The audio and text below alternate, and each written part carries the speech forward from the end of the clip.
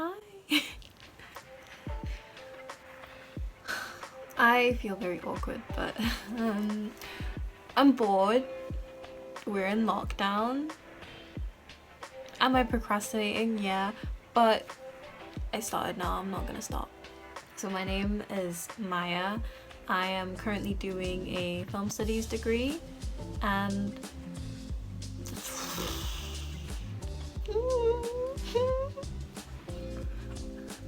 my interest in film peaked when I was in college, actually, and for one of my assignments I did like a commentary on how femininity is expressed in Mean Girls and Clueless, and that's what I'm gonna do right now. My main idea was addressing how coming of age films as a whole address femininity. Of course, I feel like a lot of coming of age films, at least during the time that these two films were made, were more geared towards young women. And I feel like even now that's true. Like, off the top of my head, I can't think of any that are really geared towards boys. Maybe Love, Simon or something. I feel like, personally, although a lot of the things in coming of age films are often comical or satirical, of course they're made to parallel with a young person's real everyday life. Maybe not every day, but you know what I mean. Like, I don't think that they would be so important if it wasn't for the actual impact they have on young people. And I feel like coming of age films actually are a stepping stone towards young people figuring out who they're gonna be in the future. Near future, distant future.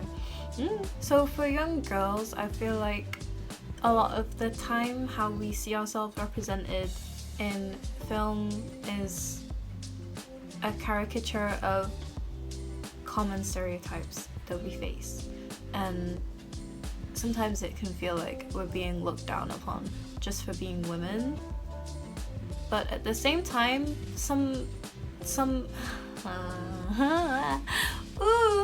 at the same time, some of these are used as leverage to reclaim what's used against us, to reclaim what's used as insults towards us. However, building us up with those can sometimes tear us down, because obviously where they're coming from has superficial roots. But I feel like that's kind of a cynical way to look at it. Like, I feel like women should be allowed to embrace the stereotypes that are pushed onto them. If they believe that those stereotypes are part of who they are, that's like perfectly fine. I don't think we should be ashamed for living up to stereotypes that aren't hurting anyone. But the way some films present them can be damaging. Yup. So the first film I want to talk about is Mean Girls. In Mean Girls, there's like a constant hierarchy structure throughout the whole of the film. The whole way through the film, girls are being mean behind of the backs of the girls that they're otherwise praising. You know, when everyone, that scene when it goes to all the girls talking about Regina George, and they're like, I heard wow. Blah, blah, blah. She does car commercials in Japan. Her favorite movie is Varsity Blues. One time she met John Stamos on a plane. And he told her she was pretty. One time, she punched me in the face. It was awesome. You know what I mean? And even the scene when Regina's like, oh my god, I love your skirt, and then the girl walks away and she's like, that is the ugliest effing skirt I have ever seen. It's constant backbiting, presenting young teenage girls as catty. And not only just presenting us as catty, but the cattiest of them all is on the top of the hierarchy structure. And the protagonist, Katie, is then pulled into what is called girl world in this film. And I find the term girl world to be very important, because if you look at the whole film, there's really only like two guys involved in the drama, which is Damien and Aaron Samuels. I guess no. I was gonna say I guess you could say Kevin G is involved in the drama, but he's very much an outlier. He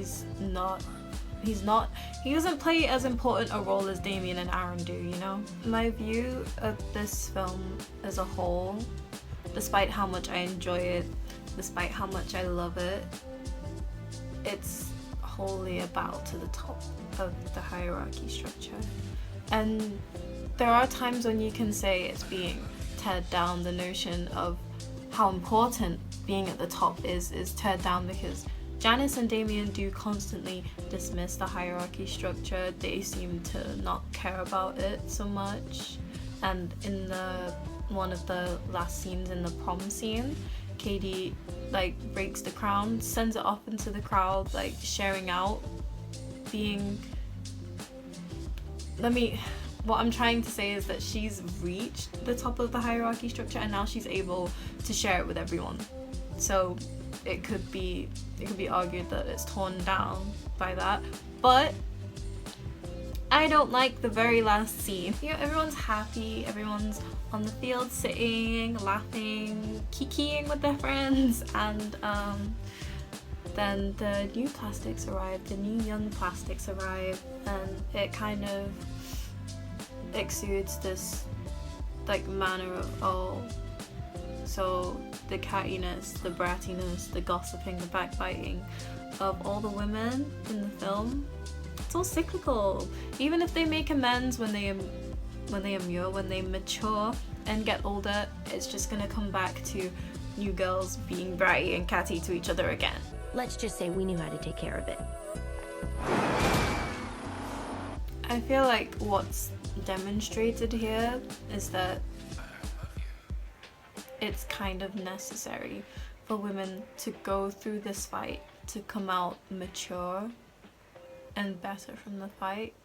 Like it's like a test of your strength as a woman to go through all of this, which I won't argue completely, but at the same time, no. I kind of want to switch to Clueless now. So Clueless, I feel there's a different idea of femininity. The femininity in Clueless, I feel it's more like circled around boys. In Mean Girls, of course, it's mainly focused around Katie and Regina kind of battling for Aaron Samuels, but he's not the only prize. The whole prize of that film, I feel like, it is being at the top, being the queen bee.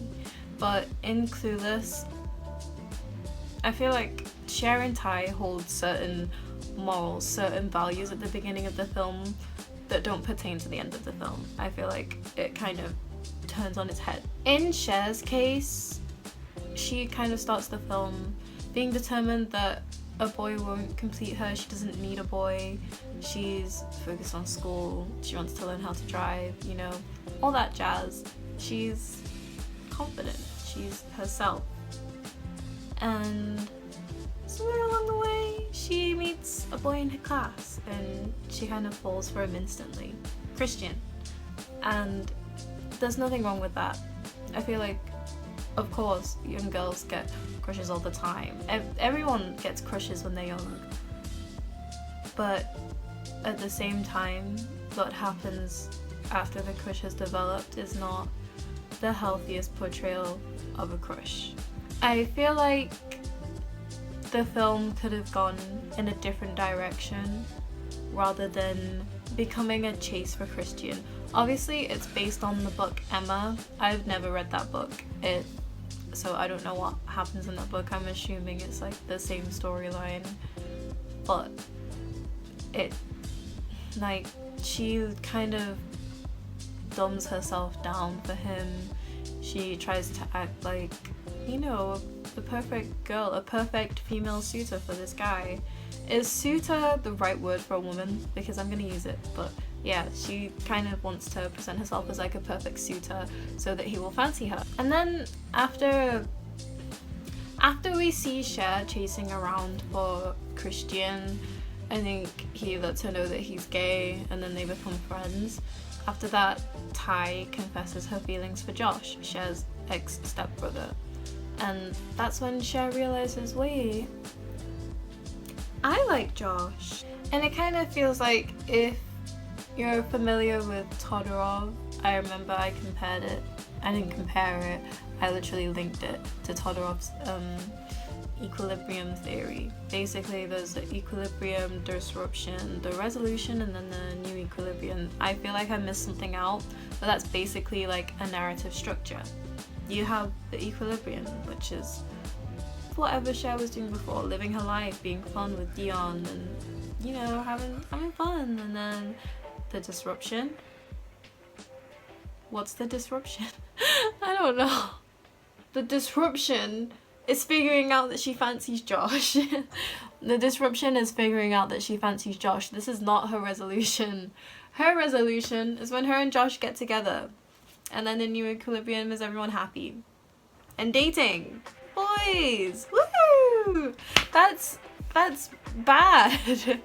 Like, for a film that started off with Cher being so independent and cool-headed about not having a boyfriend, for the resolution to be her and Josh getting together, it's kind of sour.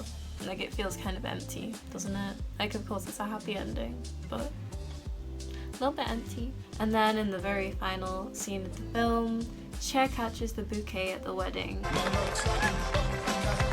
And that's our ending.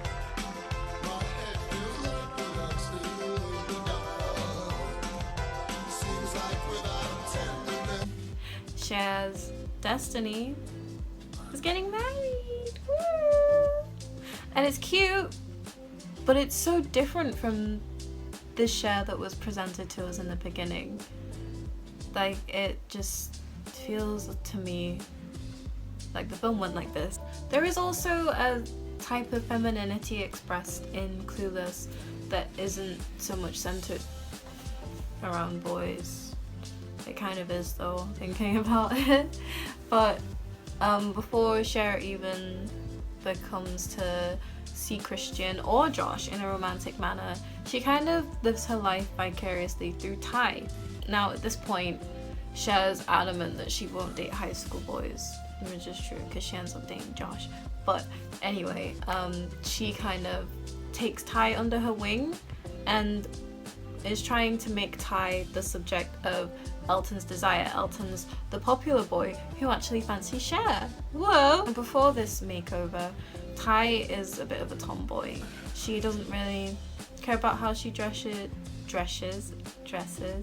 She, you know, she hangs. I don't know how to describe it. She just hangs. Rolling with the homie. Then during the makeover, Dion tells Ty that makeovers give Cher a sense of control in a world full of chaos, which could be seen as superficial, but contrasting to everything that I've said in this video already, it could be seen as her reclaiming femininity and being able to take control in how she presents herself and how she presents Ty to the world. It's kind of showing femininity is not all bad. It's a choice. It's not innate. You can choose to be however you want. And this is how Cher chooses to live her life. That's fine. But then Cher kind of tries to mold Ty into something she's not. There's a song called I Wanna Be a Supermodel playing over the montage scene of Dion and Cher teaching Ty how to be a girl, how to perform a proper traditional feminine role so that boys will like her and the popular boy will want to date her. It's fun though. They all have fun. They all look like they're having a great time. They all look like they're having the most fun they've had in the whole film, except for maybe the wedding scene. The main purpose of me putting these films next to each other is they both kind of express a similar thing. Cher's efforts in Clueless are a lot less dehumanizing, maybe, than Regina's. But what they both do is they both take the unsuspecting new girl and they try and shift her and change her into something new and fun, and it kind of feels like instead of friends they're a project, and it does give off this feeling of superficialness and kind of fake. It does make the friendships feel a little bit empty. I feel like that's more so in Mean Girls though, especially because Katie kind of goes crazy with it, doesn't she? Despite everything I've said, coming of age films are supposed to be light-hearted. They're supposed to be enjoyable for the whole family to watch. They're like just fun. I know that, don't get me wrong, and I do believe a lot of the stereotypes in these videos, they are developed in some roots of truth. There obviously is some truth into them. I think that to properly grow from watching a coming of age film, the protagonist or the characters in the film, whoever they are, do need to make mistakes so that we learn. Coming of age films are learning blocks. They are stepping stones to becoming a better person, to growing up, to living life to the fullest, baby. I think Clueless and Mean Girls do their job there, but I do think that there's still a lot of things that could be unpacked. There's a lot of things everywhere, not just in coming of age films, not just in films geared towards women. There's a lot of things everywhere that need to be unpacked, and I will continue unpacking things in future videos if you want to watch. Thank you for watching. I know it's been very messy. I'm honestly filming this from memory, from something I wrote about like 4 years ago, so forgive me please, but thank you for watching, and if I see you again, I'll see you again. Bye bye.